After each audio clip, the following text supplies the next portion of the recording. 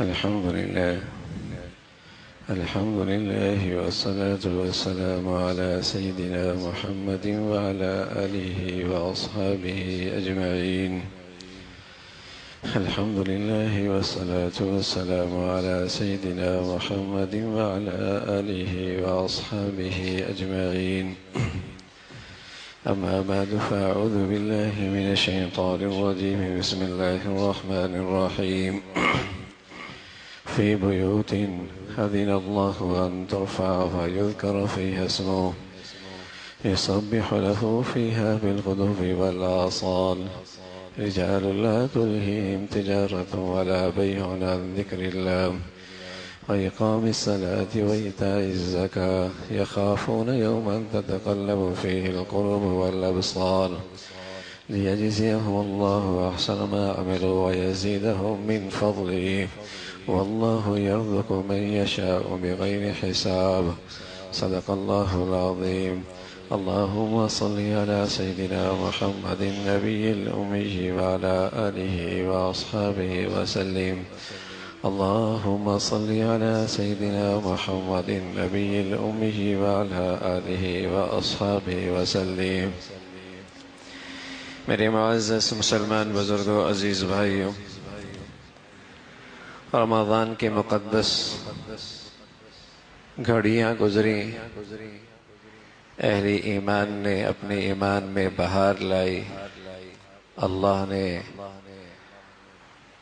ہدایت کے نور عطا فرمایا اور مسلمانوں میں ایمان کی چاشنی میں اضافہ ہوا۔ وہ خوش نصیب لوگ جنہیں اللہ کا ہدایت کا نور عطا فرماتے ہیں، تو اللہ رب العزت فرمانے لگے انہیں تلاش کرو، وہ کہاں ملیں گے؟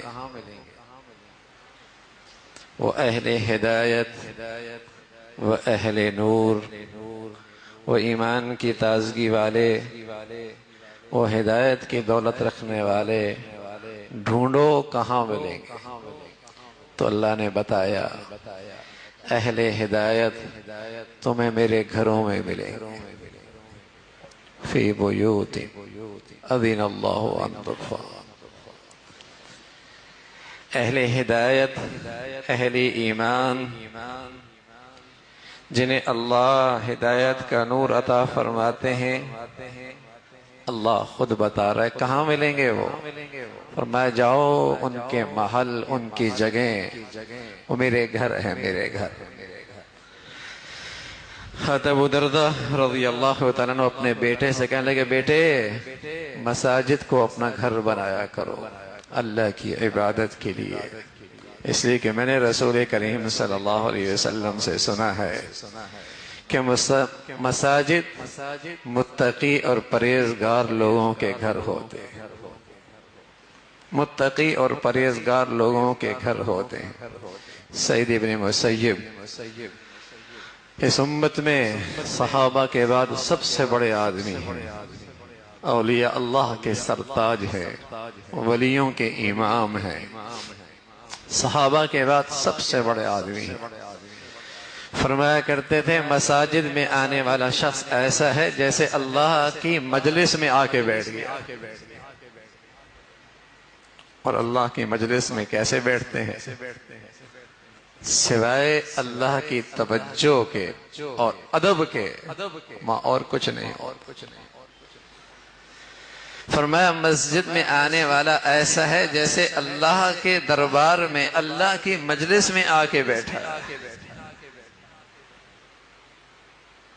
سلیمان فارسی رحمۃ اللہ علیہ فرمایا کرتے تھے مسجد میں آنے والا اللہ کے دیدار کے لیے آیا ہے، اللہ کا مہمان ہے، اور پھر وہ میزبان اپنے شائع نشان اس کا اکرام فرمائے۔ مسجد میں آنے والا، مسجد میں آنے والا اللہ کا دیدار کرنے کے لیے اللہ کا مہمان آیا، اور وہ میزبان پھر اپنے شائع نشان اس مہمان کا اکرام فرمائے۔ اس لیے تو اللہ کے نبی فرمایا کرتے تھے جو مسجد کی طرف قدم اٹھاتا ہے، گھر سے وضو کرتا ہے اللہ اس کے ہر قدم پہ اسے ایک فضیلت عطا فرماتے ہیں اور ایک خطا معاف فرماتے ہیں. اور جب وہ اللہ کے گھر میں آتا ہے، جب تک وہ اللہ کے گھر میں بیٹھتا ہے کسی کو تکلیف نہ پہنچائے، اس کا وضو نہ ٹوٹے. جب تک وہ مسجد میں بیٹھتا ہے وہ ایسا ہے جیسے وہ مسجد میں نماز میں مشغول ہے، اور مسلسل اللہ کے فرشتے اس کے دائیں بائیں بیٹھ کر دعائیں کرتے ہیں، اے اللہ اسے اپنی رحمت عطا فرما، اے اللہ تو اپنے اس بندے کی بخشش فرما دے. جب تک وہ مسجد میں رہتا ہے، سبحان اللہ، اللہ کے ان سب سے معزز مخلوق فرشتوں کی لا یعصون اللہ، جن کے ہاں خطا کا تصور نہیں، وہ مسلسل اس کے لیے دعائیں رحمت اور بخشش کرتے رہتے. اس لیے میرے عزیزو، مسلمان مسجد سے دور نہیں رہ سکتا. کوئی آدمی کتنی ہی بڑیا تہجد گزار اور نیک کیوں نہ بن جائے، لیکن اگر وہ فرائض کے لیے اور مسجدوں کا رخ نہیں کرتا تو اسے یہ عبادت کہاں ملتی ہے. فرمایا کوئی آدمی مسجد کے لیے وضو گھر سے نکلتا ایسا ہے جیسے حج کے لیے احرام باندھ کے نکلتا. یہ فضیلت کہاں مل سکتی؟ اس لیے رسول کریم صلی اللہ علیہ وسلم فرمایا کرتے تھے قلبہ معلق بالمسجد. سبحان اللہ، جسے اللہ ایمان دے دیتا ہے اور ہدایت کا نور عطا فرما دیتے ہیں، اس کا دل مسجد میں اٹکا رہتا ہے، اس کی تو طبیعت لگتی ہی اللہ کے گھر میں ہے. قلبہ معلق بالمسجد. رسول کریم صلی اللہ علیہ وسلم فرمانے لگے من احب اللہ فلیحبنی، جو مجھ سے محبت جو اللہ سے محبت کرنا چاہتا ہے اسے چاہیے کہ وہ مجھ سے محبت کرے. ومن احبنی فلیحب اصحابی، اور جو مجھ سے محبت کرنا چاہتا ہے وہ میرے صحابہ سے محبت کرے. ومن احب اصحابی فلیحب القرآن، اور جو میرے صحابہ سے محبت کرنا چاہتا ہے اسے چاہیے کہ وہ قرآن سے محبت کرے. اور رسول کریم صلی اللہ علیہ وسلم فرمایا ومن احب القرآن فلیحب المساجد فإنها افنیۃ اللہ، جو قرآن سے محبت کرنا چاہتا ہے وہ مساجد سے محبت کرے، اس لیے کہ مساجد اللہ کے گھر، مساجد اللہ کے گھر ہے.